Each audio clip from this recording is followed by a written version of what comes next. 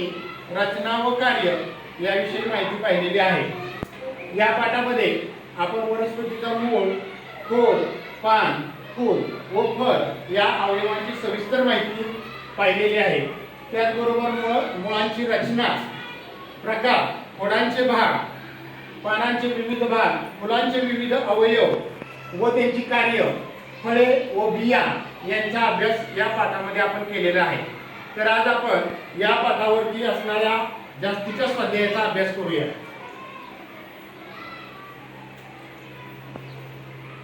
पहिला प्रश्न आहे, कोण वाचतंय प्रश्न? वाटाणा, गहू, ज्वारी यामध्ये टिंब बी असते. वाटाणा, गहू, ज्वारी यामध्ये एक दली बी असते. बरोबर आहे उत्तर. वाटाणा, गहू, ज्वारी यामध्ये एक दलीय बी असते. छान. पुढे तिसरा प्रश्न. कोणता भाग खोडाचा अवयव नाही? कांदे, पेर, पान, फूल, पान. Very good. छान. पुढील पैकी कोणता भाग खोडाचा अवयव नाही? पान हा भाग खोडाचा अवयव नाही. पुढे तिसरा प्रश्न. कोण वाचेल?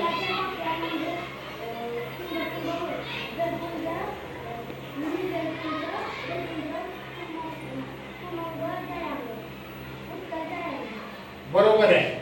फुलाच्या पाकळ्या म्हणजेच जायांग होय. चौथा प्रश्न.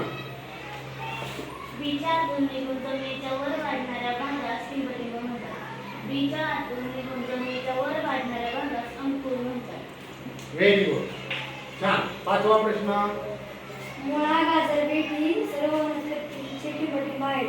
मुळे, खोड, पेर, कांदे, मुळे. मुळे हा पण आहे. बरोबर आहे.